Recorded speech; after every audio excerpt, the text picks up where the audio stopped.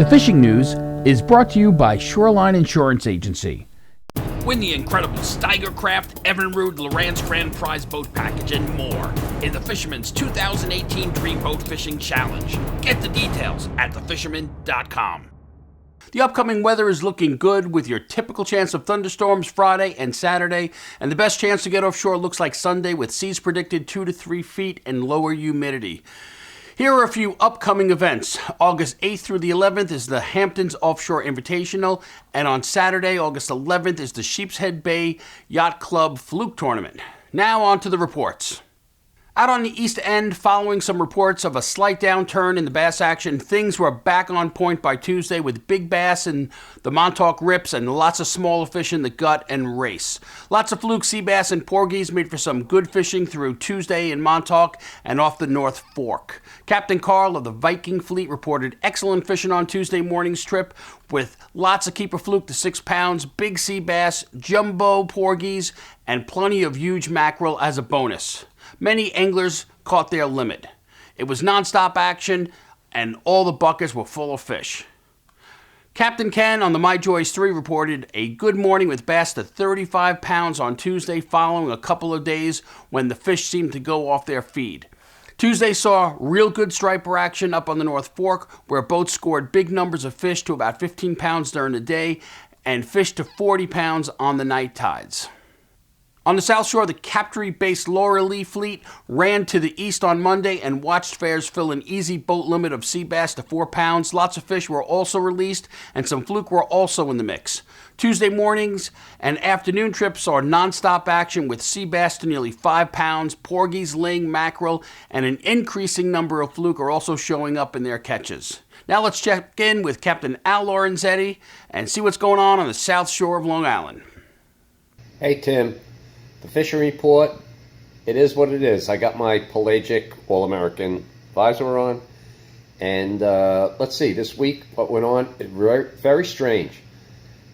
Threadfin herring, schools of threadfin herring off our beach, which I've never seen up here other than in Florida, but there's a lot of them. So I think when the false albacore and bonita show up, there's going to be a lot of food and a lot of action with them.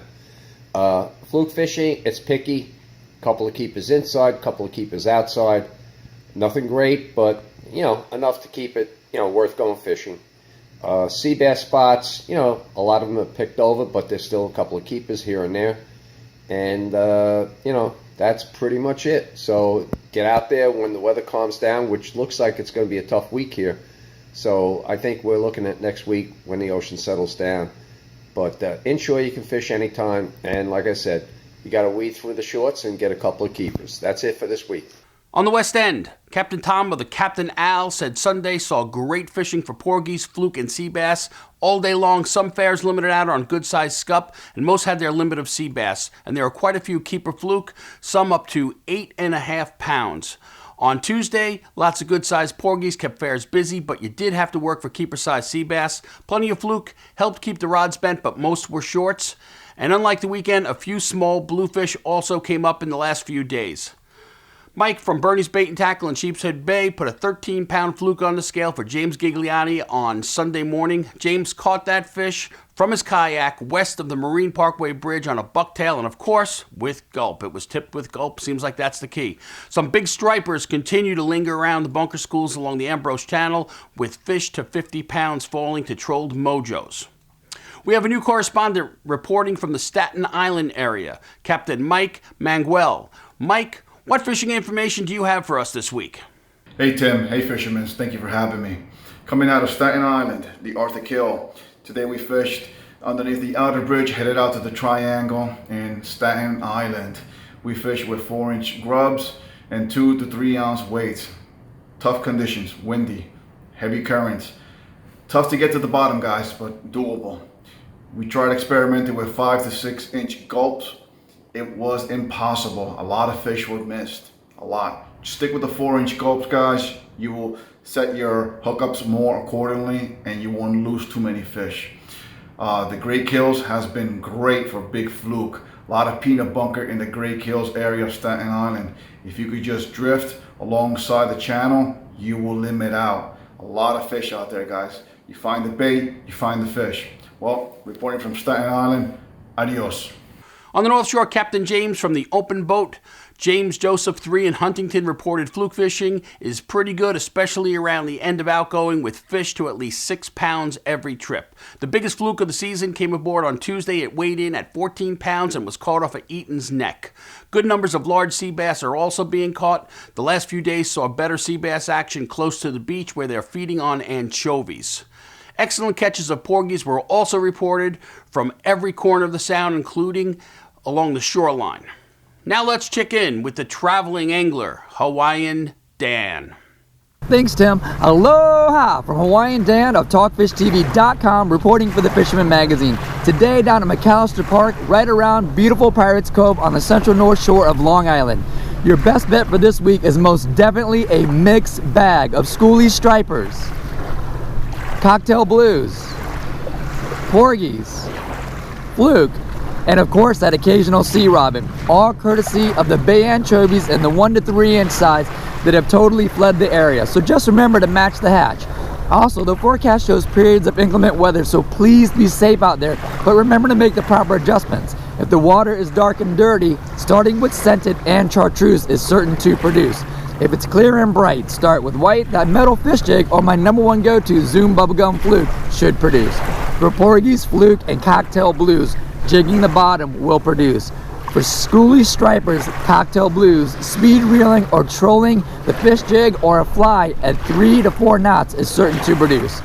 Now guys, get off that couch, get out there and bend a rod. And until next week, this is Hawaiian Dan from TalkFishTV.com reporting for the Fisherman. Now back to you, Tim. Aloha. In the surf, small stripers are on the backside of Mauritius and Shinnecock Inlets and along the open beach in East Hampton and Montauk. They're also along Smithtown Bay shoreline, and at the Point Paulies reported blues from small to jumbos along the north side with some bass being picked at night. Lots of fluke falling to bucktails, and of course, gulp from the inlet to Shagwan Point, but most are shorts.